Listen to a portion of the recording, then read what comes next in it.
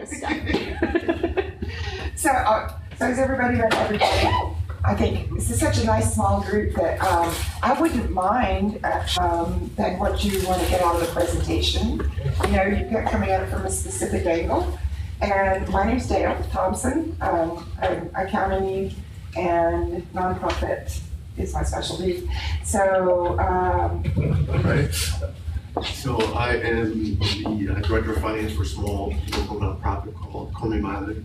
And we work with Hispanic girls focusing on education, getting them from 6th grade to post-secondary education. And Jacob. I'm Jacob Parks. I work for the ACFE, the Association of Certified Fraud Examiners. And I work in the research department there. So I develop and update training courses, mostly legal stuff, but obviously there's some overlap with accounting. And so Bitcoin is kind of a niche thing that I took on for our company. Whenever we have like a conference or a training presentation we want to do, I'm pretty much the person who does it. So yeah, I mostly focus on anti-fraud. That's kind of my angle on Bitcoin. I also wrote a couple of good articles for the Fraud Journal. That's how I became aware of you and that you were in Austin. Yeah. Awesome. Carolyn. Certified nonprofit fundraising executive, and I've been an NTEN volunteer for about 5 years. I serve on the membership committee, but also I'm on the host committee for the Nonprofit Technology Conference, which hopefully you all will come to. That's this March 2015 at the Austin Convention Center. That is the national. I have slides for that. It's packed and great fun. So There's a slide for that. There we have a slide for There's a slide for that. Please come to our conference Yes. next March. yes. So, you know, people in this room, we might be grabbing you guys. We're hoping that we hear more about the local group that they want to work on that, because quite a few of us in this room have been NTEN people for a For a while. while. And for those of you who don't know much about it, it's a pretty big deal because we're coming here to Austin, so we're pretty excited. Yeah, they usually are in like Washington, D.C. and San Francisco and all these cool places. And I never get to go. I get to go this year. It's just really glad it's not Minneapolis in March. Yes. Yes. I remember that. Yeah. And Jasmine. I serve as an AmeriCorps Disability Literacy Coalition of Central Texas. I am working primarily in fund development, a little social media and communications. I am here just to learn a little bit more about Bitcoin. Surprisingly, I'm not a techie at all. Yeah. I just have a vague idea of what this is. Yes, Julie. I'll be Julie. Yes, Julie. Okay.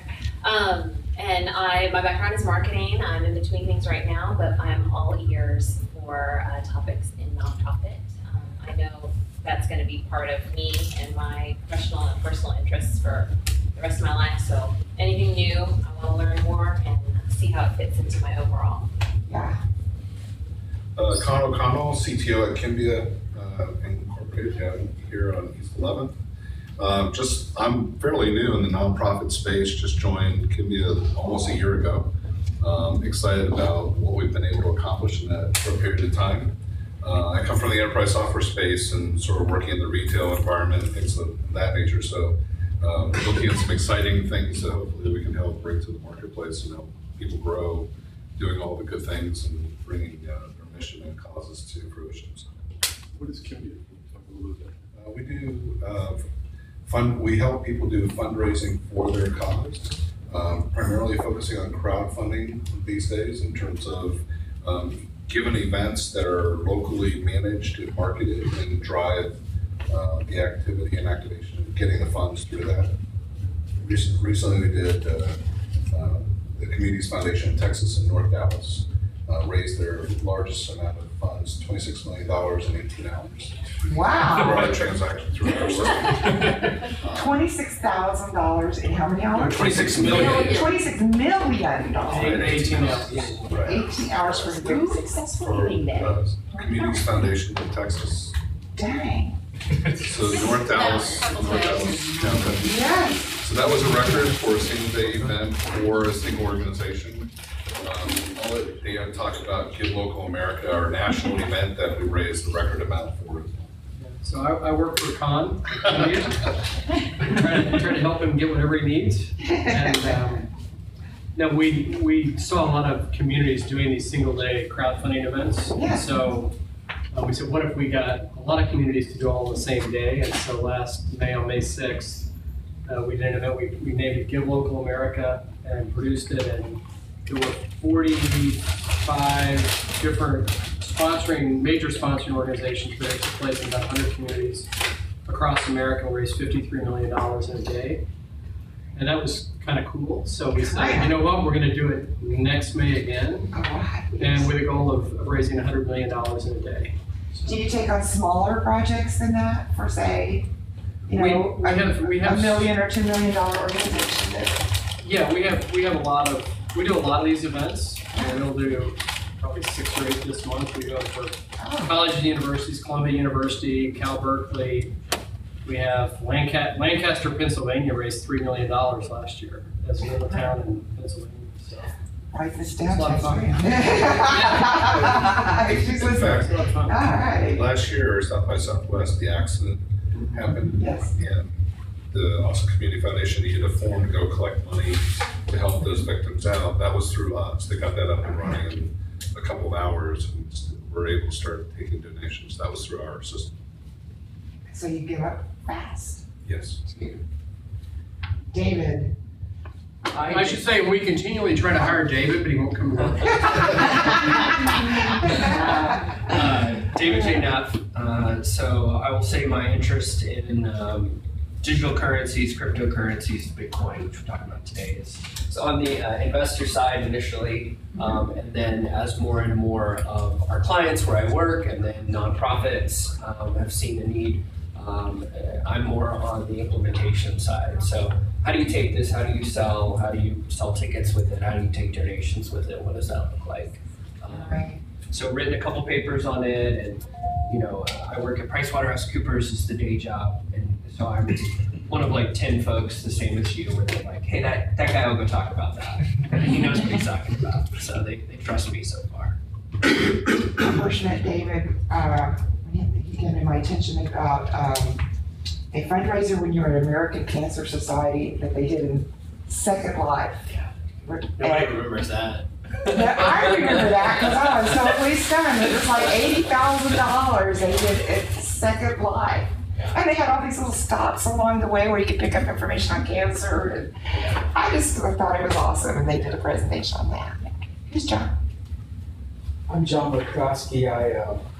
I have been involved with the internet for a long time in a number of ways, all the way from the state of Texas to Hopkins Market, and now Consumer Reports. I manage and run websites, run web projects.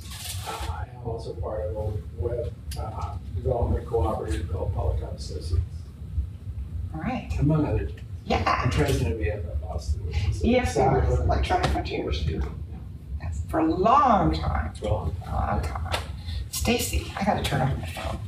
Okay, I'm Stacey Dyer, and I'm here today. I've been a volunteer with the 501 Tech Club for a few years now, and we're here today, I guess, really to talk about the digital currencies. I sort of have a background not only in nonprofit, but also in enterprise software and technology and payment processing as well. So it's all sort of come together for me in this really interesting confluence of interest about digital currencies and about cryptocurrencies and sort of how they're going to be changing, the way we look at monetary transactions going forward. So I'm really excited about this panel today.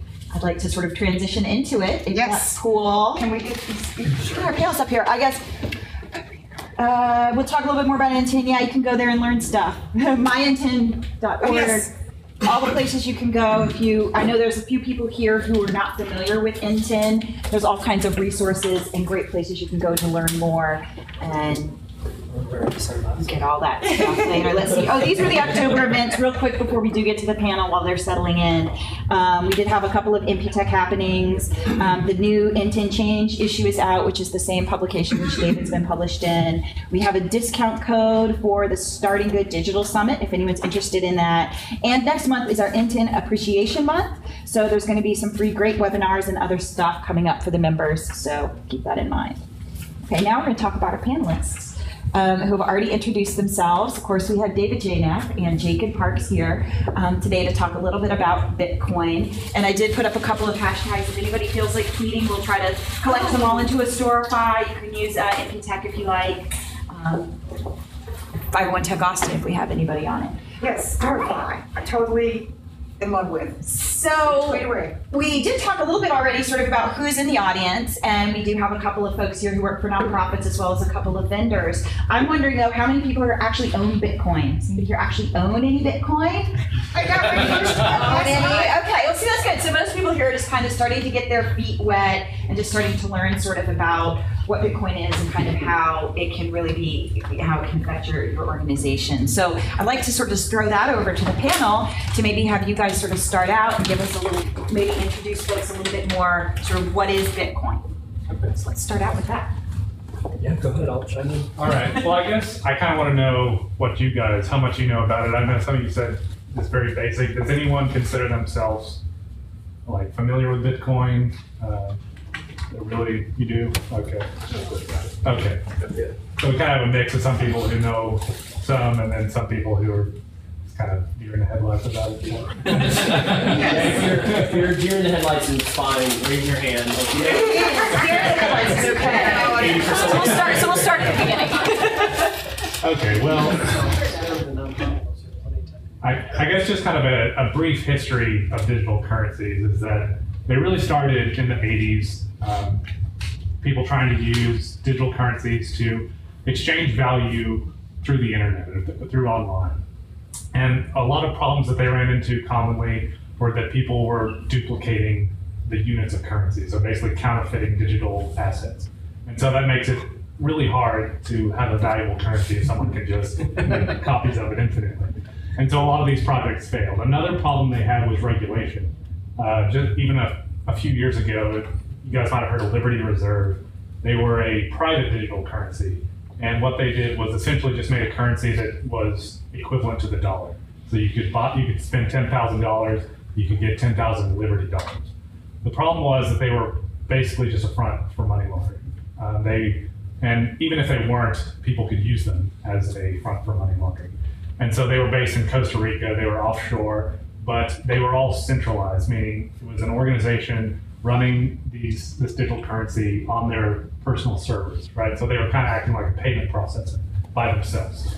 The FBI and other governments found out about them and they shut them down. So that's just gone now. Bitcoin and similar cryptocurrencies that are kind of based off of, are different because they are decentralized. So whereas this one organization had all the control of this currency, Bitcoin is distributed all across the world. Anyone who's running the software on their computer or mobile device or whatever is a part of the Bitcoin network. And so in order to shut it down, you would have to shut down everyone who's using it. So it's, from a regulatory perspective, it's pretty much impossible to shut down the network itself. And so it also has a very sophisticated encryption mechanism that makes it pretty much impossible to duplicate, to counterfeit these tokens, these digital Bitcoins. And so that's really why it's a big deal, because it's a way to transfer value across the world to anyone else who's using it. It's pretty easy to convert dollars or foreign currencies into Bitcoins, and then you can't duplicate it, and it can be regulated through spending it through certain parties, but the framework itself is very difficult to regulate. And so that's kind of the advantages of it. The thing we always hear, I think, in the Bitcoin community, and I'll talk about that in a minute too, because I think that's the other beauty of the system, is that there is a group of open source advocates that are just so excited about it and building on it and making it better for a lot of people. And it's not hundreds, it's thousands, maybe one day millions of people actually contributing, making that code better and better, because it's not some app that's on their phone, it's actual money that they want to spend. So they're very interested in making that money as secure as possible. But the thing we like to talk about too is that decentralized system that is powered by, this peer-to-peer currency is what we hear a lot as well.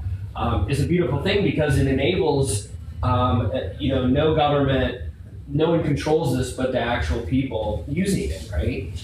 And there's the ability to write your Bitcoin number on a napkin, and for me to give that to you and for that to have value, right? And there's no way that process can be interrupted, right? The ability to write down and give you something is the same as me handing you a dollar bill, right? So there's a certain beauty to that as well. Yeah, a lot of people make comparisons Bitcoin to gold, and there's a lot of sort of the terminology around Bitcoin is often analogous to gold. For instance, the process of making Bitcoins is called mining. How do you make gold coins? Well, you got to dig them out of the dirt, and then you got to turn the dirt into currency. So mining is kind of the analogy of that for Bitcoins. It's this process which actually serves two functions. First of all, mining is to create Bitcoins, so to steadily increase the supply of currency so that there's not stagnation in the economy of Bitcoin. But it's also, mining is at the same time serves the way that transactions are processed. So if I'm mining on my computer, not only am I have a chance to create new currency, I'm kind of rewarded by mining those new Bitcoins, but I'm also processing transactions at the same time. So you see that's where the peer-to-peer nature comes in. It's not a bank or an automated clearinghouse that's centralized processing these. It's all the users of the network who are doing it.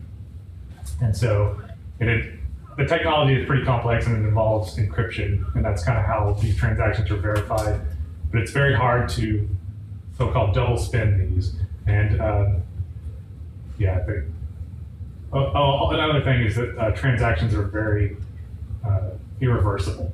So once you send Bitcoin somewhere, you can't get them back. It's not like you can call your bank and say, hey, could you please send these back? Once they're there, you're not going to get them back unless you can get some agreement with that party to give them back to you. And so that kind of creates an interesting thing, because your payment can't be frozen, it can't be seized by the government, but at the same time, there is a risk there that you will lose those funds. And we see that, in a lot of the stuff that I'm sure you guys talk about, and at PricewaterhouseCoopers as well, is that that's both sometimes a benefit and a risk for merchants, right? If you're a Target and somebody pays in Bitcoin, that's great, because you're not going to get that money back from Target where you normally could go in and do that. But then again, if you ask Target for that money back as a merchant and I paid the wrong amount or I need to return, obviously if they want to appear in good standing, they would give you that money back, right? But it's definitely an interesting concept, especially when you look at it. If I was giving John money and John was giving me money, there's that certain degree of anonymousness around that as well. If it's just a number written on a napkin that I give to John, it's almost like a cash transaction, right? So it is harder to trace, it's harder to look for. Obviously, that's something you guys, I'm sure, are very familiar with in your line of business. But the beauty of that is that, the government cannot step into that transaction, right? It cannot be frozen, all the things you just listed as well.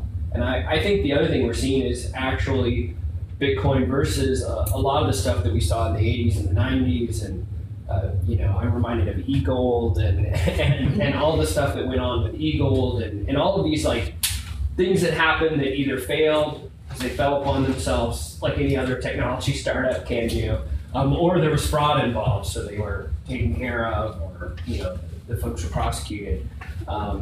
Is that we're seeing mainstream folks, we're seeing Overstock.com, you can go and take your Bitcoin and buy patio furniture, right? Anything else that Overstock.com would be, and we haven't seen that with other types of companies like this in the past 10, 20 years. We're actually seeing this mainstream adoption. Virgin America is saying that you'll be able to buy flights with Bitcoin in the next 5 years. When Virgin America goes to space in the next 10 years and you can actually, go suborbital with your flight, you'll be able to pay with that for Bitcoins. This year we ran something called the Weird Homes Tour in Austin, Texas, which is actually how Stacy probably saw a lot of the stuff that we're doing. And as a part of that company, we took Bitcoin. We didn't have a lot of people buying their tickets yet with Bitcoin, but we had that as a payment option. We actually had, 2 people buy tickets to the event using Bitcoin. And it was, not a complicated process for them and not a complicated process for us. So, if Bitcoin really becomes mainstream in the next 5 years or whatever our timeline is for that, you'll see more and more people saying, yes, this is a legitimate form of currency that we accept. There's a taco truck on Rainy Street. You can walk up and pay for your taco using Bitcoin. And so I think one thing that I would stress is that like people always ask, what's the future of Bitcoin? Is it going to succeed? Is it going to take over the world, or is it just going to be an alternate payment process that we sometimes use, or is it just going to disappear? And it's really hard to predict, I think, Bitcoin specifically. You know, it has problems. It has security issues with people stealing it. It has volatility issues. If you've ever seen a graph of Bitcoin, it's like a roller coaster. It looks like a stock where they were merging and then like a big fraud happened or something, and it just like everything. Actually, I'd like to talk about that for a second, because you've touched on something I think is really important about Bitcoin, because it's both as an investment and as a transactional currency. Right. So talk a little bit about that and sort of that dichotomy of Bitcoin, because it's sort of both. I feel like individuals buy it as an investment, but then businesses want to use it as a fiat currency, as a transactional currency. And I can start on that too. You know, it's interesting. So as the Weird Homes tour in Austin, Texas, we sell tickets. It's a tour of homes, just like any other tour. But we like to think it's a little, you know, more interesting and different than the normal homes tour. But for us, we had that option. People could pay us Bitcoin, and then we immediately cash it out into US dollars the same day. Or they could pay us Bitcoin and we could let it sit in our bank account and wait and see. Does it gain in volume? Does it lose in volume? Which, you know, you can't do. The US dollar does not fluctuate that much as Bitcoin can. And we chose, obviously, in our first year of operation to cash it out the same day. I think it's much easier for our accountants. It's much easier to say that, you know, we made this much money, we got this much US dollars out of it. So for us, we treated it just like any other payment system. And I know as an investor, part of me wants to think that I bought this much, it's going to go up over time. But I think as somebody who wants to see it succeed in the real world, I would rather people think of it as any other currency. I mean, you aren't hoarding $100 bills in your house with the expectation that they're going to be worth more. You go back out and you spend that, or you invest it in something else as an investment. But it's interesting because as a company right now, if Overstock.com, I don't know, people who work there, I don't know what they're doing with it, but they could hold it as an investment. Now, they might lose a lot of money and think we should have traded that for cash when people bought all that patio furniture, but it's an option that they have. What creates the volatility? Is it just simple supply and demand and the mining? Well, it's very hard to evaluate it because it's not backed by any commodity. Right. And so really, initially what was driving it was almost media attention. So it's like people didn't know how much it was worth. We know that it's rare, so it's kind of like gold, right? Because like, it's not exactly like gold because gold has like industrial uses and things like that, but largely gold is worth what we're willing to pay for it because it's rare and because it's durable. And so Bitcoins are rare and durable. And yeah, it's hard to peg what the value of that is. And it's basically just what people are willing to pay for. Gold is a limited supply. I mean, so are Bitcoins. There can only be 21 million Bitcoins. And they're very divisible. They could be divided into like a 10 or like 100 or not, like a 50th of a percent or something like that. 5 cents worth of Bitcoin, but even lower than that. And it has been, and hopefully it'll even out for all of us, it has been media attention. I mean, it was up over $1,000 in 2013, I guess like December 2013. And the media just went insane with it, right? And you know, this comparison to gold is very interesting because that's a double-edged sword in that all of these media folks, when you see it on CNN, it's this like gold coin icon that like folks use over and over. And if you go and if you go and read the issue that I wrote, like I was like, I don't know, I don't want the gold coin as the photo in the magazine. Like, please, please, please show a bunch of computers, show nerds in the basement. I don't care. Do not use the gold coin. And of course, when it's published, it's like a stack of gold coins. It's like I lost that battle. They're like, so I can cash my Bitcoins into these gold coins? Like, This show is Yes, say yes. And it's because to you saying 21 million doesn't seem like a lot. Yeah. And it's mined at this pace that I think that 21 million or whatever that number is will be in 20 2040, Yeah. something like that. I think their assumption is that by 2040, we'll be onto something. Can you clarify or explain a little more what mining is?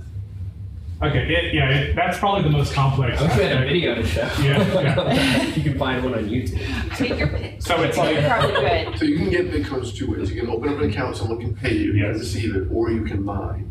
or you can buy them. You can buy them on there's like currency exchanges that offer just like foreign currency exchanges. So I give you cash, you give me your Bitcoins. Yes. Okay. That's right. And that's the easiest way. How to am I get gonna get you the cash? And I can talk about online payments. You can Okay. use PayPal, whatever. bank accounts, Credit card. credit card. Old school. Yeah. Something we're trying to replace. So mining, just to Which really. try to give you an idea, think of mining as solving puzzles, but it's your computer doing it. It's too hard for humans to do. And these puzzles are very hard, and so you need lots of computers to do it. And so the computer just sits there and processes this data that's also related to the transactional data that's coming in. So it has to do this to mine Bitcoins. It is kind of a dense concept, but just kind of focus on the fact that the mining is to create Bitcoins and to process the transactions. That's really the important takeaway for the common user. And you know, the easiest way, and I mean, hopefully all of you, and I mean this in all sincerity, will go home today, will at least explore buying $50 worth of Bitcoin, $20 worth of Bitcoin, or a Bitcoin at whatever it's valued at today, which is maybe 400, something like that. I bought when it was 700. Obviously, I've lost money on that investment. But you know, it's hard to write about stuff like this if you're not, have your hands in it, right? So I think the thing for us, the easiest way that I've seen it is, and there's obviously a lot of people, but Coinbase, and Coinbase is one of those exchanges. Coinbase is who actually has an e-commerce system that I could put into WordPress and launch a WordPress site and sell tickets to the Weird Homes Tour, right? And they made it pretty easy to be able to do. But Coinbase is one of those folks out there where you could go in, you could say, I just want to buy $50 worth of Bitcoin. What's it worth? They would give you a vault. They would put your Bitcoins in that vault. They'll give you a number to spend it with. They'll give you an address that people could send you Bitcoin. And even cooler, on the nerdy side of all this, is you can actually print a paper wallet, which is a QR code. So you can take that to the taco truck. Taco truck scans that, takes the Bitcoins out of your account, and you have yourself a taco. So the idea of the Coinbases and folks like that is to serve as that currency exchange. Coinbase is a great one. I mean, Andreessen's put like $50 million into it. They have a lot of good venture capital people. Really, yeah, BitPay is another great one. There's a couple of them, but there's really only probably 2 or 3, at least right now, that are big. That people, that are trustworthy. That people like Target or Overstock or Amazon would go to and say, you guys are going to power transactions on our platform using Bitcoin. But Coinbase is my favorite, so I'll throw that out there. This is 101 stuff. If you want that thread. Yeah, Thread. I think we should back away from mine. Okay. So some 101. I'm just gonna all my questions. Was this American innovation, or like who started it? What's the adoption? What's the we don't know. We don't know. It's got a Japanese name, but we don't know. The man behind the curtain. Whoa. So, and then what adoption is like globally right now? And is this mostly B2C trend or experience, or has there been anything with B2B? And I'll leave it right there. Okay. You can take the mysterious founder question. You would all like to know who invented Bitcoin. What happened was it was a guy who posted a white paper, like a research paper, describing what Bitcoin was. And then he actually started, we don't even know he, she, or a group of people, we don't know. So started developing software with other people who we do know, kind of develop a volunteer development team. And they were all trying to make this better, but the person was named Satoshi Nakamoto. And so we thought it was a pseudonym, but they have a British style of typing. They use British color that was spelled with U. So that makes you wonder. It's bizarre. We don't know who he is. A lot of people have tried to find out. It's Newsweek that did the big yeah, Newsweek was like, we got him, and then after some research, like, oh, it's probably him. and you kind of ruined the guy's life. Yeah. So if you Google that, read the Newsweek piece. It's really good. So that would be the founder of the technology or the thinking, but what about incorporation? Yeah, so there's an open source community. It's led by, as Jacob just mentioned, a group of developers, a Bitcoin Foundation, and so again a nonprofit, which brings us back to the beginning of all this. Is helping run it and contribute and add and manage the code. But there are, it is an open source, so there's a lot of folks that are able to contribute to that code to make it better. Just like any open source project. Yes. And also there are hundreds, if not thousands, of Bitcoin copycats, or they call it alt currencies, alternative currencies. Since it is open source, you can take it, you could just repeat the process basically, or you could tweak little things about it. You could tweak the code to design the currency in a way that you like it a little bit better and that you think it's going to be more successful. So a lot of people have tried that. A lot of them are just scams to try to get people to buy coins, and of course they're holding all the coins. So then the development just stops, and it's like a And they keep your money. Yeah, they keep. Yeah. So you got to be careful. There are That's some. actually the business you want to be in. Currency. Yeah, this is call it a non-profit. Give you the money. an instructional course on how to play fraud. You get rid of your yes, because you're a Mental good note. person. But yeah. Then you have the fraud folks who will find you out. Might spend a little time in jail. And you give them content. I would say global adoption. I would say it is mostly C2C. It's not, I never use that term, but consumer to consumer, right? I think I have something on Craigslist I'm selling, and you're like, hey, I want to pay in Bitcoin. We hear all these stories of, I never would have gotten Bitcoin, but in 2009, somebody made me pay for a bunch of books that I was buying on eBay with Bitcoin. And now I have a ton of it. It's actually worth a lot of money. I'm glad that person made me do that, right? So you hear all these anecdotal stories, but I would say that we see more and more. We do see the Virgin Airlines. We do see, PayPal talking about it. We do see the Visa, MasterCards, JP Morgan Chase convening hearings on it. We do see the state of New York actually coming down with rules for commerce, or at least meeting to have those rules. So, in our world, digital strategy and the clients we work for, they come to us and they say, is this important, is it not important? And we're saying, you know what, if JP Morgan Chase is having a meeting, if the Federal Reserve is at least talking about it, then it's important. And what we do see is it's country by country right now, right? And it could be, in the next 2 years, Switzerland says it's great, you can use it here. Russia says no, it's not a real currency. Canada says yes, Mexico says no. So it's interesting. But then again, just because Mexico says no, there's no way for them to stop it being a currency in their country, right?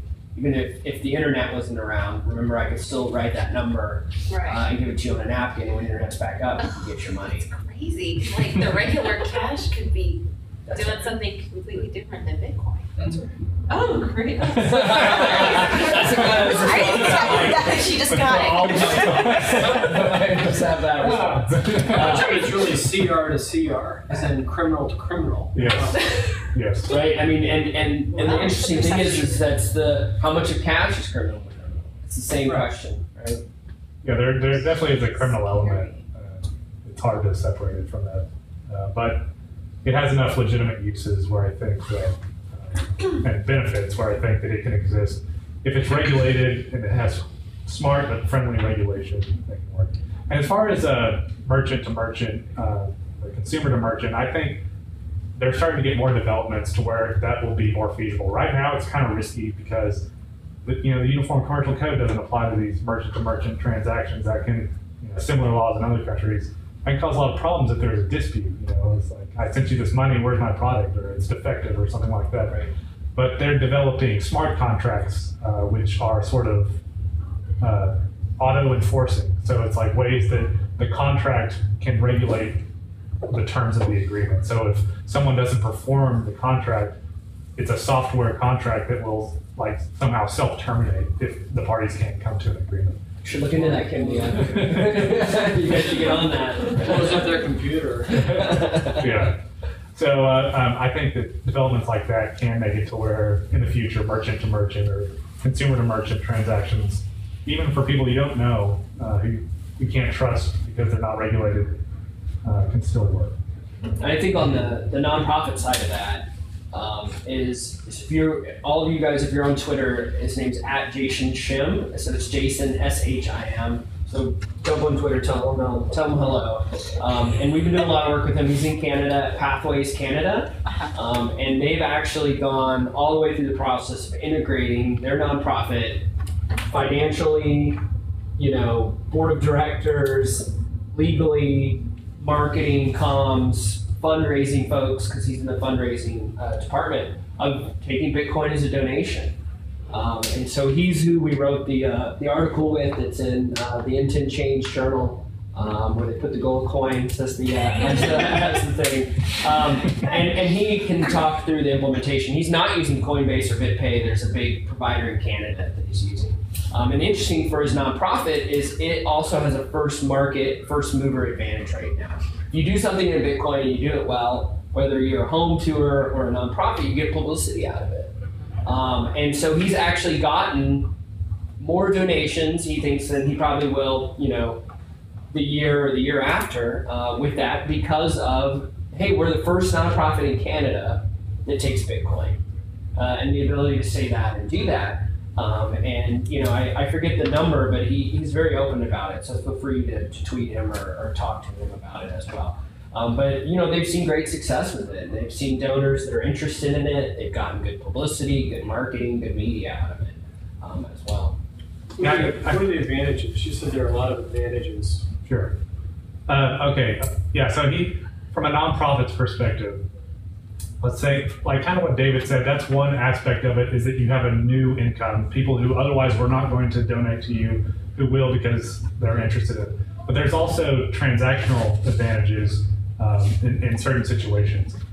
So for, like I mentioned, transaction fees. Right. There's almost no transaction fee or a very small transaction fee for payments, whether they're international or personal, person to person, or business organization to organization. And I think Coinbase and BitPay, I think they're accepting right now just no transaction fees for your first $1 million or something. Something like that. So we haven't hit that yet. Yeah. So you can imagine, like, if you're collecting donations by credit card transaction and they're taking 1%, 2%, 3%, that really adds up, and so that can be a significant advantage. Another thing that I think is really specific to nonprofits is that you can do things like microfinancing, transactions that are very small, that would normally a transaction fee would make unfeasible. But I know some of you guys do crowdfunding and things like that. That might be something, or like crowdsourcing. To give you an advantage, or not advantage, an example, Women's Annex Foundation is a nonprofit that is working to improve literacy among women in Afghanistan. And so one of their programs, one of the ways that they do that is that they send micro Bitcoin transactions to women who write articles, just any article, a blog post or a newspaper post or anything like that, and they give them a small transactional fee. And the benefit of that is that you can encourage activity, whatever your programs are, through these very small payments that otherwise would be unfeasible. And so not only can you do this microfinancing, but also you can give funds to people who are disenfranchised from financial institutions. It's people who cannot open lines of credit because they have no credit or they don't have any money. People who cannot open bank accounts for some reason or another, don't have access to banks. You might say, well, people in Afghanistan, how much internet access do they have? That can be a factor, a problem to consider, but they normally have better access to internet than they have to the financial system. And so you can give funds to people who are disenfranchised. Like these women in Afghanistan, there are political opponents that they have who don't necessarily want them to become more educated or to take part in these activities. So this is all, you kind of use that anonymity factor in your favor, because you can send this transaction to them. The bank might be corrupt, the government might be corrupt, but they can use these funds, they can use it to buy things online, they can use it to transfer that current Bitcoin into their own currency. So so they can either spend the Bitcoin or transfer it. And so I really think that nonprofits have two unique benefits of receiving digital currencies. One is this payment, and the other, like David said, the new source of income. The other thing too, you think of the consumer, if I've immigrated here and I'm sending money back to Peru to my family, Western Union is taking 20% of that, 25%. I mean, just an outrageous number. So for me to be able to send money back, You can take that much? right? Yeah. Talk to Western Union. I don't think Western Union will be taking that much in the future. But as technology like this takes over, like Western Union's out of business, right? If this was really on a large global scale, of I'm able to send money back to my family with 1% or less than 1%, or if I don't go over $1 million, it's 0% taken out of that money. That's a very interesting thing to think about when you think of economies and how we send money back, and how many migrant workers in the United States that send money back to their families, and all the nonprofits involved in that as well. It's just a logical step past plastic, Right. Yeah, I think adoption is really the only thing. Security too, but those are related things. I think that some people, like me personally, I don't have a good use to spend. If I buy something online, I just use PayPal or something. But I think merchants have an advantage to use it, and people who want to engage in international transactions, and who knows, maybe it'll be so convenient that it'll be more convenient than credit cards eventually. And so that adoption could be the difference. Well, in a way, from the user perspective, at least, it's not that different. I mean, you got some medium that actually, handles the flow of your value, and whether it's a credit card or a Bitcoin, it's kind of immaterial if you're just, somebody who wants to buy stuff. Right. Or Yeah. donate stuff too. Yeah. Actually, that brings up a good question. So in what we do in processing, one of the big things we find is that, especially post break-ins, we see a lot of scamming going on with credit card runs and things like that. And so we work with a lot of gateways in terms of their fraud detection, but then looking at how we amplify that back to the source of the information in terms of what's going on. So my question is, you just wrote down your number and handed it over on a piece of on a napkin. So what's protecting that number, and how much protection do I, as a processor, have to worry about in terms of that number from a protection perspective? Is it just a token? Is it a one-time use token? I mean, how does that work in terms of the protection around it? It's not a one-time use token. So owning a Bitcoin essentially means you have an address that you have the private key to. The private key is a long string. It can be somewhere between up to 200 characters or something. But anyway, it is reusable. The magic of cryptography is that I can prove that I have the code to this address with this key without showing you what the key is. Yeah, that's your key. Yes, But every if I address has a key. There's a private or public key. Right, so what do I have to protect? The private key. Not as the individual, what do I have to protect in terms of the merchant? Because today with PCI, you have to protect the cardholder information, right? So that's a big part of it. And then there's a physical asset in terms of the CVV that can't be stored. Right. And then there's the personal information like your address that in terms of doing that. So there's that factoring around that transaction. So if I have somebody over in East Russia sending in a bunch of cards and they're guessing at zip codes, and as a gateway, as a merchant, I enter on address verification, and it gets through, then the consumer is protected because the issuing banks are covering the costs around that fraudulent execution, right?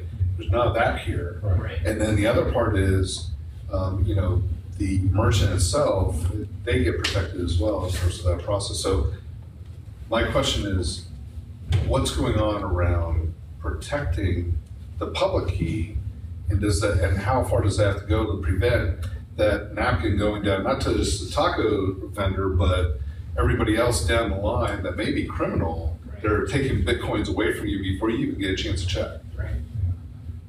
I haven't heard much protection of public key. It's kind of difficult because there's a public ledger where you can access every we can see all the transactions, Yes, right? right. But there's no getting the transaction back if somebody got it and went and used it, right? So, Somebody has your private key. no. I have my private key. I understand, but if they see your private, they already can get your public key. Right. And if they see your private key, you have no protection. You think of this more like cash and less like credit cards. Right. But I mean, to your point, But I have an account Right. with the Bitcoin as opposed to, once I gave you the $100, the $100 is gone, right? Right. And there's a limit with that $100. Here, I have an account with my Bitcoin value in it. If I only spent 3 Bitcoins, for Right. lack of a better number, for the taco, that doesn't mean that somebody else couldn't have, at the same time, grabbed it and gone off and done something else with it, right? right. Before I got a chance to say, oh no, 3,000 Bitcoin just went, it was just a $3 taco or a 3 Bitcoin taco. So what's the protection on that side? Or is it just by obfuscation right now because it's not quite there yet? I think, and part of it too, to your earlier point, right, with the credit card company not storing your address and things like that, and my address would go to you, and if you bought something from me, it'd go to me. Like, part of that, the advantage, and you're absolutely right, if I give you that napkin, you hold on to that napkin like it's cash, right?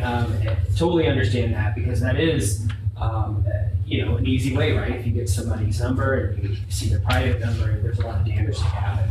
But part of that also, the Bitcoin network, is that depending on how you set up your account, you can be very anonymous about it, right? It could be just that number. So even if I got your Bitcoin private and public key, maybe I have an email address that's your throwaway Gmail address attached to that. But there's no first name, last name, zip code, social security number, anything else maybe that might be stored somewhere in a merchant's account, right? So some people, that's an advantage to those people, right? Is I can have this almost near anonymous Bitcoin address, right? Pseudo-anonymous. Nothing's anonymous anymore, but at least a pseudo-anonymous number. But you're right. I mean, those are a lot of things that they need to work out. And to Jacob's point, you can only spend that amount once, and that the network of thousands of people are saying that it's been spent, at this time, at this location, and there's that public ledger. But can I limit, my point is Right. that if I give you the napkin, can I say, there's a limit to how much this napkin is worth, so it never Right. goes You do that beyond before Can I when do that? you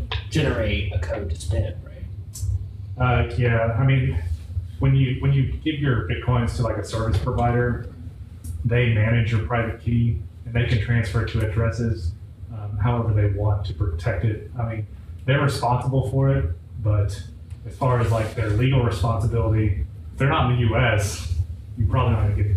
But with Coinbase, I could say, hey, I'm only spending 3 Bitcoin, generate a QR code that matches up to Got that, it. and then I give it to her, and she scans it, and it takes. That's done, right? Exactly. And So then in that that's sense- done forever. Again, I can't ask for it back unless she's going to be really nice. Right. So that's the other thing, right, is that we see 2 to 5 to 10% refunds, right, are a typical thing. I didn't mean X number of To dollars. donate. I didn't mean to say $5.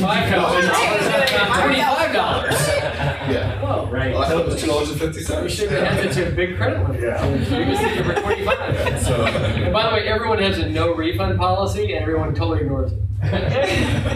One good thing about transactions when you use Coinbase or BitPay, you can set up this 2-factor authentication, which you should do. If you're not doing that, you're making a mistake. Where they will, you order the transaction either through mobile device, online, web portal, whatever, and then it will ask you for your password. So that's one authentication. Then it will send you a text or an email message or something, so you have to verify it in second place. And so it is very important to not make a mistake. But hopefully that 2-factor authentication can help reduce that from happening. Got it. So Which when the guy in the back end of the truck tries to use it, I get a verification, say, did you also mean the 27 Bitcoin to this guy? I could stop it at that point. Is that part of what you're saying? Yeah, if you didn't like, if you saw something wrong with the transaction, you could say, no, not doing it, and the transaction would not go through. All right. But all of that is also part of the problem, and why it needs to continue to be improved. Because I mean, think of us having this conversation as somebody tries to check out at Target, right? And the person's mind exploding. Yeah. Why did I just swipe that dark credit card? You know, I know they were stealing the numbers, but what do I care? They're paying for it. It's true. So it's like that's all stuff that needs to be worked on, right? Yeah. And it took what credit cards like 35 years to get to that point, and Bitcoin's like 5 or 6. So Well, there's yeah, a the lot high of ways. schooler is the merchant in that case, right? I don't know, just give it to me. Yeah. Well, from an accounting perspective, it's almost like an operating account and then like a storage account. So you have this funds in a vault, like Dave mentioned, Coinbase has this vault, are very hard to spend. And then you can have like what you call a hot wallet, which is almost like cash that you carry around with you. So it's like that money is easy to spend. That's almost like an expense account or something I could give to my employee, or I could give to a certain operating account and say, you have $2,000 to spend in Bitcoin. And if you lose it, well, that sucks, but at least they didn't get our main account, which is, in this vault, very hard to spend. And so that would be a smart way to operate, is that you have an operations account that you're going to spend the Bitcoin with, or you're just going to cash it in immediately, you don't worry about it, or you lock it in this like more secure vault. It's what they call cold storage. So when it's a wallet that's in cold storage, means that the key has been stored only on devices that are not connected to the internet. So they cannot be actively hacked until that device is activated. And it's interesting because you do think of security. There's a startup here in town that was like, our tech startup is going to be a Bitcoin exchange.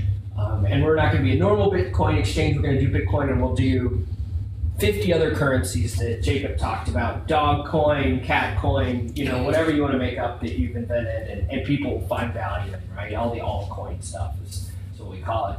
And so they're like, great, I did it, build out a beautiful, just gorgeous platform. We're getting, to cold storage and hot wallets and all of these extra features. And they got hacked. And they got an old-fashioned, somebody, has their keyboard and somebody installs a keystroke locker and got access to the passwords, right? And that immediately ended their startup, right? Game over, right? Because if you're a bank, and we put up with it from Home Depot, right, and Target, and other people. But if you're a small company that is, 2 years or a year old, and you're like, hey, we already got hacked, we lost some coins, sorry, your money was here and it's not here anymore, that's the end of your business, right? So it's interesting to think about it not only as us as consumers, but also the next 10 years of entrepreneurs who have small startup businesses that are based on Bitcoin or trying to do things around Bitcoin security. It's its own tiny ecosystem for entrepreneurs, and I'm sure there's somebody out there in Capital Factory land working right now on the better version of that startup that already closed down. Okay, so I guess to take something to take away back to your organization, how am I going to accept Bitcoin? It's extremely easy to accept. In 10 minutes you could set up an account to where you're accepting Bitcoin. But I would recommend that you have your ducks in a row before you do that. Do you know how to account it? Your accountants know how. When you get audited, are your auditors going to look at you and say, "What is this?" So you need to talk to your accountants. There's not like a gap, so to speak, for how do I account for Bitcoin, but there are some best, get on that. There are some best practices out there. Basically people treat it for financial accounting as a foreign currency. You can also, some people treat it as a capital gains. I've seen it done both ways. For tax purposes, the IRS treats it as property, which is kind of annoying. So in other words, just sell it all or cash it out. Cash it out. Yeah, probably. I hope that changes. There hasn't been a case on it, but the IRS released an opinion that said that we intend to treat this like property. So hopefully they will change that. But for right now, that's kind of the best we have to go off of. So, but also you need to get your controls in place as well, because we do a report called the Report to the Nations on occupational fraud and abuse, and it's about ways that people commit fraud against internal fraud. And so we kind of segregate it out by types of organizations. So for nonprofit, charitable types of organizations, the biggest ways that people rob their nonprofit employers is number one, check tampering. 35% of cases involve check tampering. And then there's a tie for expense reimbursement and billing at 32.5%. Some involve multiple forms of fraud. So a third of cases are involving schemes that kind of have a similar pattern, not the exact same scheme, but schemes where basically someone committed an unauthorized transaction on behalf of the organization. So they wrote a check that they weren't supposed to write, or they fudged the numbers on the check, or they submitted a bill on a credit card expense that they weren't supposed to do. And so kind of translate that into how do you think that someone can commit fraud against you using Bitcoin? And what they would probably do is if they had access to that key, they had the ability to spend that, or they had access to Coinbase, the Coinbase account. You need to segregate those duties to where that one person cannot unilaterally enter a transaction to spend that digital currency. Because if they can, it would be very easy for them to hide it somewhere. And once they've done that, you'll probably never get it back. I mean, law enforcement isn't very good at investigating these things, at least not at a small scale level. And so that is a risk. And so you really need to set up your controls. Like I said, two-factor authentication. One person starts the transaction, someone else approves it. They're also developing multi-signature wallets, which is like, each address has a key to it. Well, this made it to where each address has multiple keys.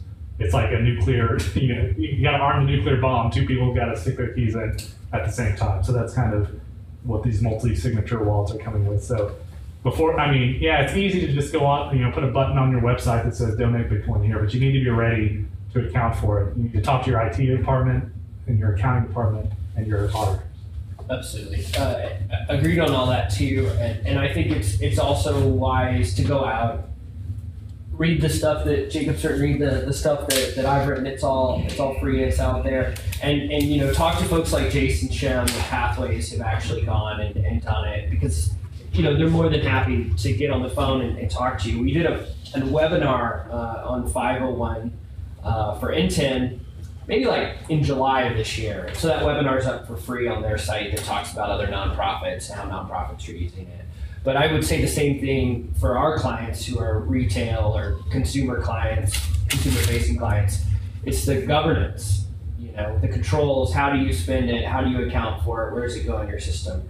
What is interesting for our folks at Kimby in the room, or for the folks who run nonprofits here in town, is there's people doing it, so you can learn lessons from it. And there's still a tremendous first mover advantage of saying, yes, we're looking into this, or yes, we accept it, or yes, we're able to do it. And you can go out and get promotion and media from that.